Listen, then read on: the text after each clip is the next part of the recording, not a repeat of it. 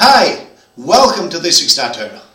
In this week's Seder, we read about Moshe Rabbeinu's return to Pharaoh. Last week we read about Moshe Rabbeinu and how he had a disaster when he came to visit Pharaoh the first time. And now God has sent him to come back to Pharaoh a second time and to try to speak to him and to convince him to let the Jewish people go. And Pharaoh says, I want to see a sign. Show me what you can do. Let me see. And Moshe Rabbeinu says, no problem. And Moshe Rabbeinu throws his stick down to the ground, and that stick transforms itself into a snake.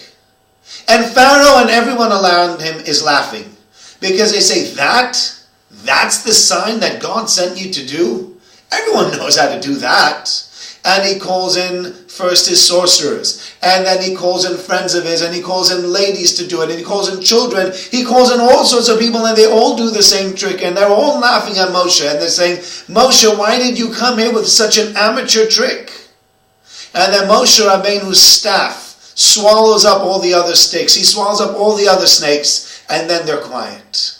But the question remains, why did Hashem send him with such a trick that would seem to be similar or almost the same to a trick that anybody else can do? Why not find something unique that he could show Pharaoh?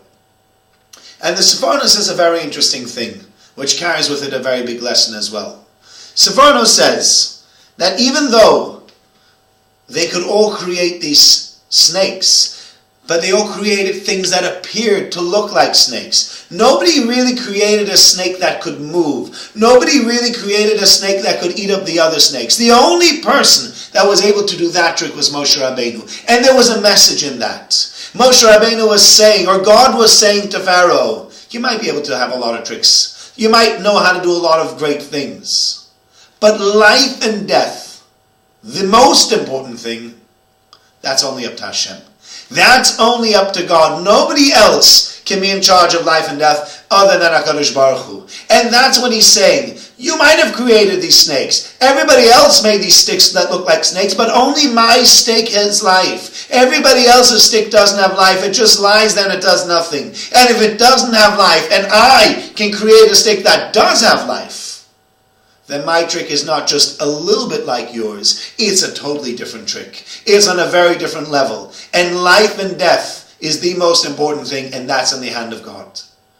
And that is the big lesson for us as well. Many a time we think there's many things that we can do. We can make money, and we can gain weight, and we can lose weight, and we can make friends, and we can lose friends. There's lots of stuff that we do. But there's one thing that again and again, when push comes to shove, everybody will agree. Life and death are up to Hashem. There's nobody else that can influence who lives and who dies. We can go to the best doctors, we can try our best, but in the end of the day, it's only up to God to decide who gets to live.